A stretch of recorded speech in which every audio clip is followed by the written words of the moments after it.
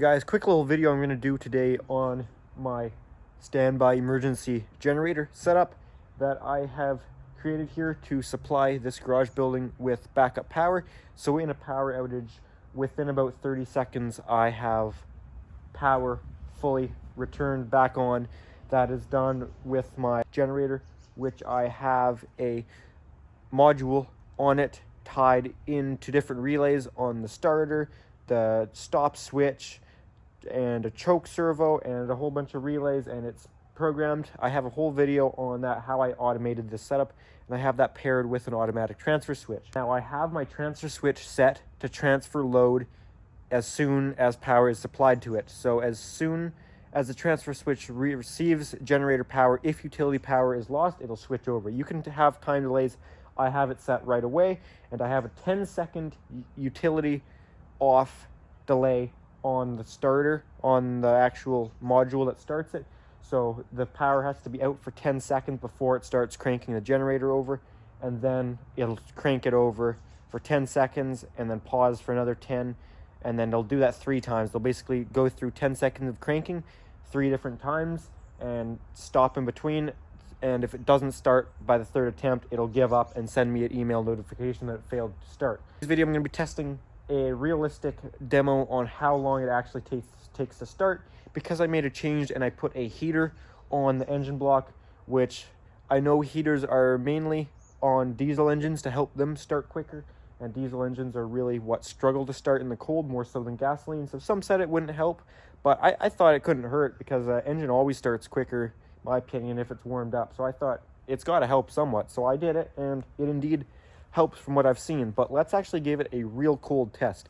I haven't started my generator or transfer power in over a week at this point. Not that that's a long period of time, but it's definitely as cold as it's gonna get.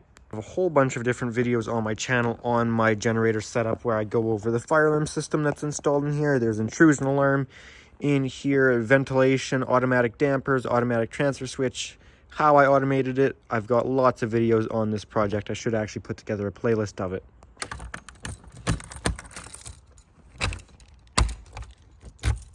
As soon as I open the door here, I can feel plenty of heat in here.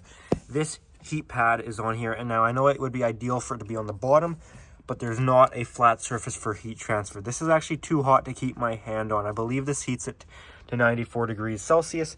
This one was more expensive at $86 because it's actually a CSA approved one, and it actually seems to be reliable. I had another one for $19 non-CSA approved, and it started smoking and melting. I also have this lamp in here. This keeps the general building at 10 degrees or hotter. This is a 250 watt incandescent bulb.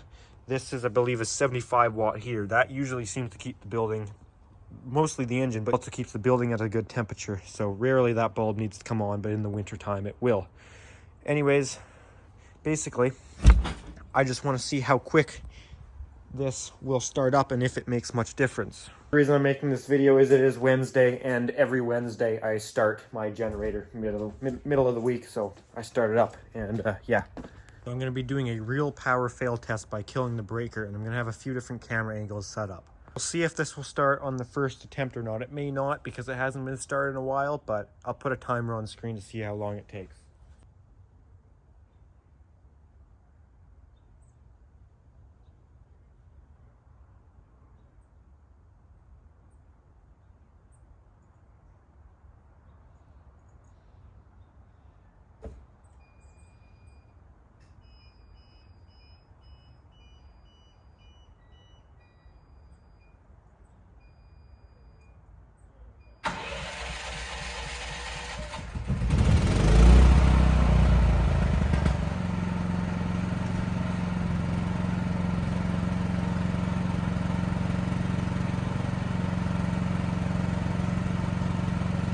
So there you go. After the delay, there I just got my email. You could see that started and got us on generator power pretty quickly.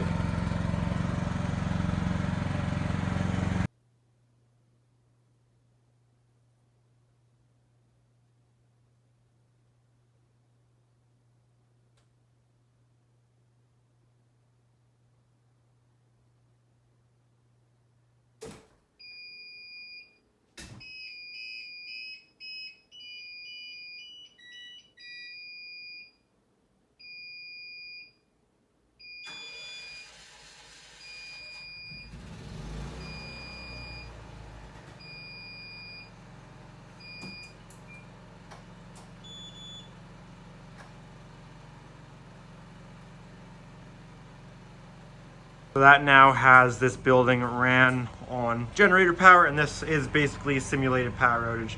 This is what would happen in a power outage. That would be your delay. See, having that heater on there really helps it start better. Now, some said it wouldn't, but I think it really helps because that seems to start pretty quick. You used to almost always start on the second attempt. The way I have this set up is choke will be applied on all attempts. You can have it where the first attempt it will try starting without choke if it's something that's being started and stopped commonly, but this is an emergency backup generator only for when power is lost. Not very often it's going to already be warm and not need choke. It's always going to need choke. So I have it set up to choke the engine on all 3 attempts. Of course, I do have that delay of 10 seconds.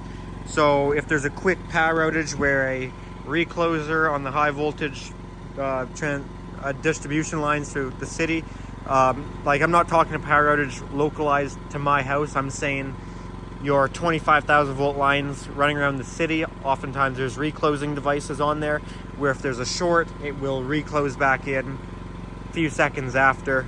And eventually those will lock open too if they've tried to close enough times. But oftentimes you can have quick power outages for only a couple seconds. So I don't need my generator starting with one of those that quickly.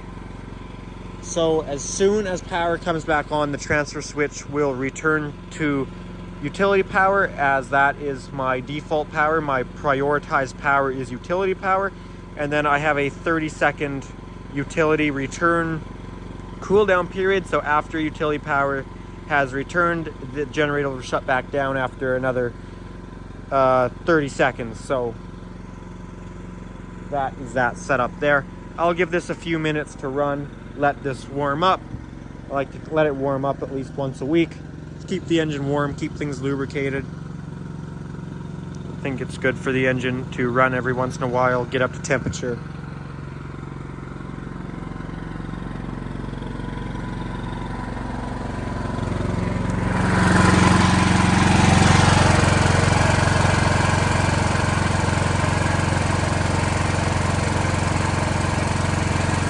Not much load on it right now, as you can see, it's pretty low. But this will run the entire building if it needs to.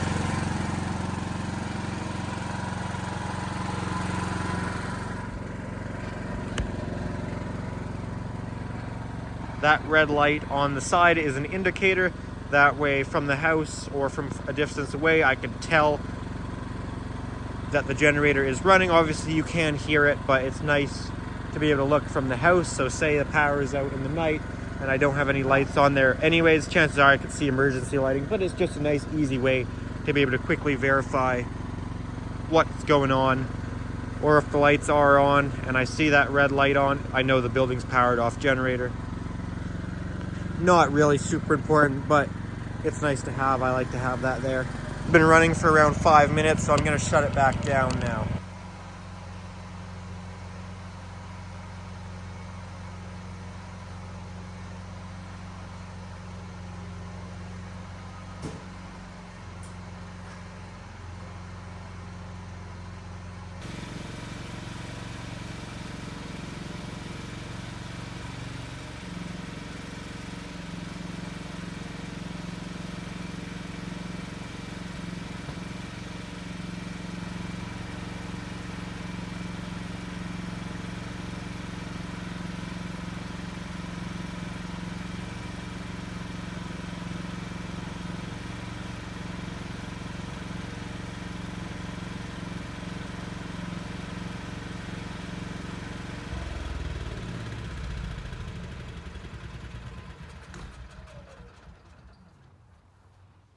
You probably saw the switch back to utility power is almost seamless. The lights barely flicker. If I did have that fire door held open, it wouldn't let go.